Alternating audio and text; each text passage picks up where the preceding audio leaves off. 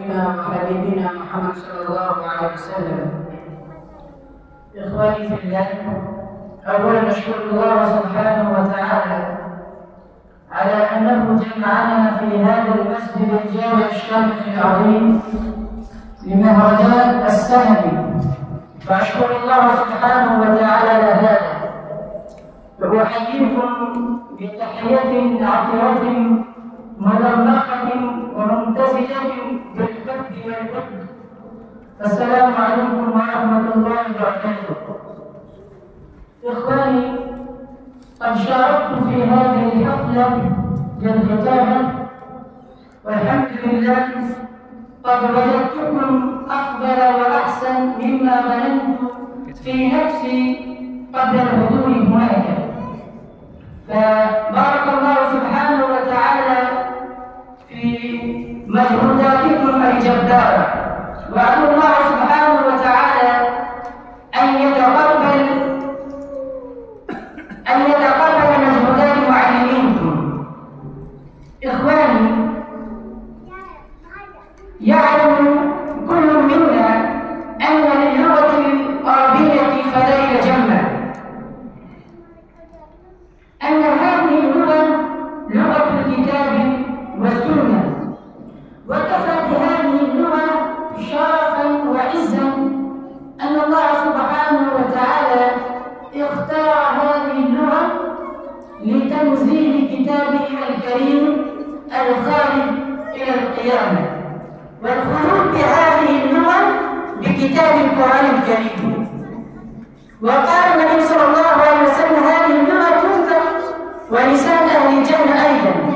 فلنا فخر وعلينا خاصة للطلبة للمدارس الإسلامية أن يأكلوا ويعلموا هذه اللغة العربية، ولكن أسف علينا يا إخواني أننا لا نتوجه إلى ذلك.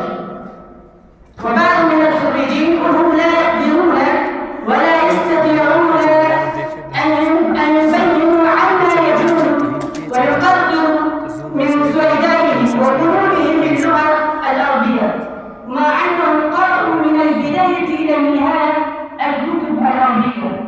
فلنا أن نتوجه إلى ذلك، خاصة إلى النطق. وكذلك ولا شك أن لهذه اللغة اتصال قوي وثلث بالدين الإسلامي، فلنا أن نتعلم هذه اللغة، وكذا من الواجبات أن نتعلم هذه اللغة. ولكن هناك سؤال: كيف نتعلم هذه اللغة؟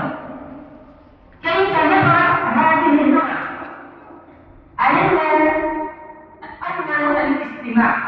إن نريد أن نقرأ في أي لغة فعلينا الاستماع، يعني نسمع الخطب العربية بواسطة أو بغير واسطة، يعني هناك المعلم ومدرس المناهج بهذه اللغة نطقا، فعليه أن تقرأ إلى ذلك المعلم وتسمع منه الخطب العربية، وكذلك تتكلم معه باللغة العربية. إن تريدون أن يبقى فعليكم أن تنطقوا. أضرب لكم مثالا كي تفهموا هذا. حينما يكون الولد في بطن أمه بعد 4 أشهر وهو يسمع ويحسس، وبعد الولادة إلى عمره 3 الرابع وهو يسمع ويفهم ويتعلم لغة أمه من البداية، من السماع. لا يذهب أي أب إلى ولده إلى أي معهد إلى أي مدرسة كي يتعلم ابنه لغة أمه، فهو يتعلم كل منا لغة أمنا من المهد، من حجر أمنا. فعلينا أن نسمع، أن نستمع كتب العرب. هناك محمود الحسنات، وكذلك هناك الأرضية من الصحف والمجلات، هناك كتب العربية كثيرة، فعلينا أن نتوجه إلى ذلك.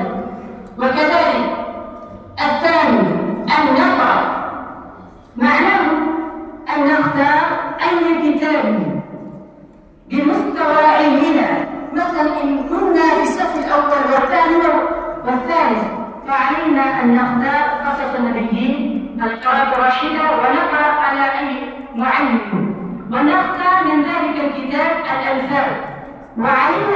نكمل الجمل. مثلا قرأنا هناك قوما، نفس قوما معناه بالفعل، فكيف نستعمل هذه الجملة هذا اللفظ؟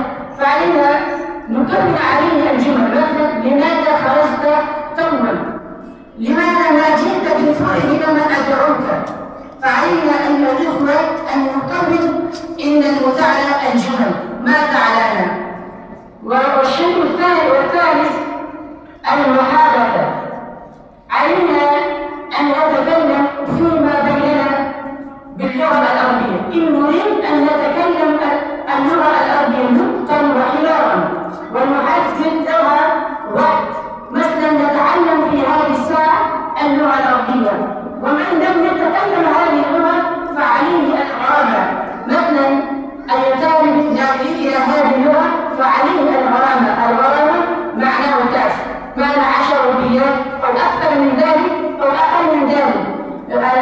هناك معهد الإسلامي العربي تنعقد حفلاته في شهر رمضان، أنا عضو من أعضائه، فنحن نركز الطلاب أن يتكلموا اللغة العربية بداية وهم يخطئون، فأنتم لا تتوجهوا إلى ذلك، إلى خطأ الطلاب. بداية كل أحد يخطئ، فعلينا أن نكلف أولادنا على التكلم باللغة العربية، وكذلك المحادثة والمناقشة حول موضوعات شتى إلى ذكر العرب.